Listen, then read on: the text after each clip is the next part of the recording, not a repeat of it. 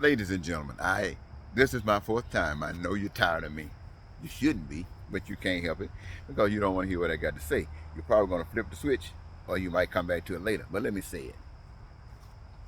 As spokesman and advocate of basic human rights for all God's people, and when I say God's people, I'm talking about everybody that walk around as a human being. What I mean is this.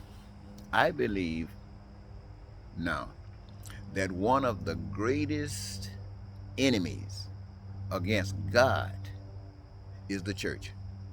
Let me say that again. One of the greatest enemies against God is the church.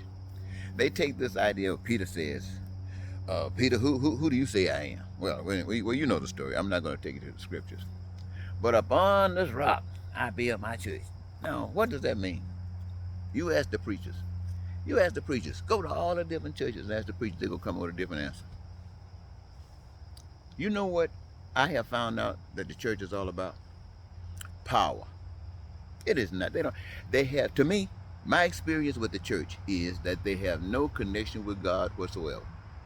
They don't have any connection with God. Now, why do you say this, Eddie? I say that because I was given to tell you that. When I was called into this ministry, it was not to become a part of the church. It was to reveal to the people what's going on, to expose the ugliness, to expose the sin, to expose the devil's work, and to reveal God's work. And God's work is not about just praying. Praying is like going to the gas station and filling your tank up with gas. But I guarantee if you don't get back into that car, turn that ignition on, put it in gear, step on that gas and get going, you're going to stay right there. All the gas you could take ain't going to do not one doggone thing for you unless you get to work.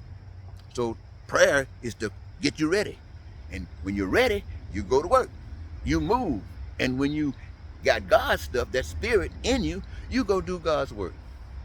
Now, they have accepted that the world is run by the devil. And they live in the devil's world. And in order to exist in the devil's world, they got to do everything that the people in the devil's world do to survive.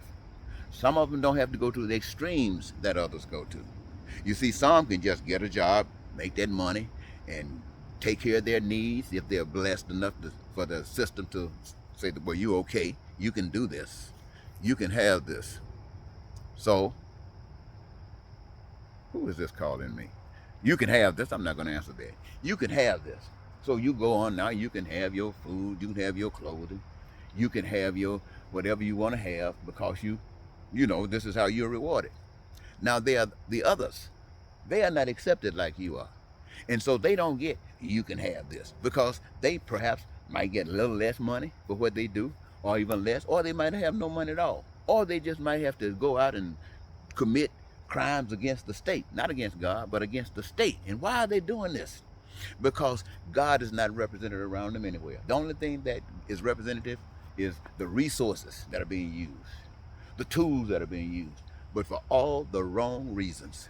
And when you go to church and they sit up and try to explain to you, they don't tell you that you got to go out and get busy.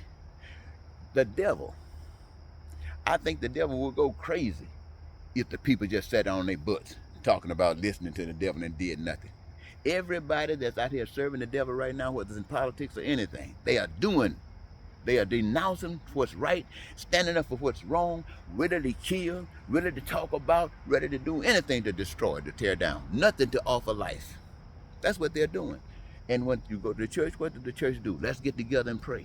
Well, ain't nothing wrong with praying. I heard some people say, just humble yourselves and God will come to your rescue. How is he going to come to your rescue? You still sitting at the pump with a tank full of gas, but you won't turn the car on. You won't crank it up. You won't go. You just sitting there waiting for the spirit to come down and move your car. Like you crazy. Like you completely stupid. You don't even know how to turn the key. You sitting. You see, that's the way people have been trained and brainwashed when it comes down to God. I'm going to pause this.